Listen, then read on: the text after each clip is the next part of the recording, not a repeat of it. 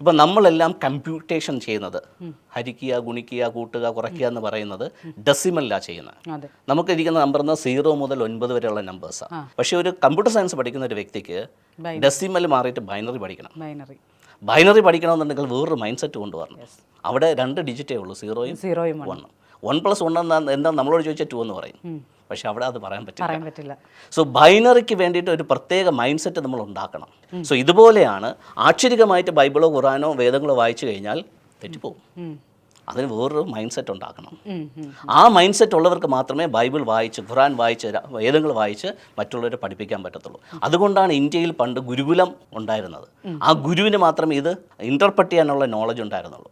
ആ ഗുരു ഈ വേദങ്ങൾ വായിച്ച് അല്ലെങ്കിൽ ഇങ്ങനെയുള്ള ഗ്രന്ഥങ്ങൾ വായിച്ച് ഇൻ്റർപ്രട്ടേഷൻ അദ്ദേഹം നടത്തിയിട്ട് മനസ്സിലാകുന്ന രീതിയിൽ കുഞ്ഞുങ്ങൾക്ക് പകർന്നു കൊടുക്കും. ഇന്ന് എല്ലാവരിലേക്കും ഈ ഗ്രന്ഥങ്ങൾ എത്തിയതോടുകൂടെ അവരിതിന് ആക്ഷരികമായി വായിക്കാൻ തുടങ്ങി. ഇതിൻ്റെ പവിത്രത നഷ്ടപ്പെട്ടു.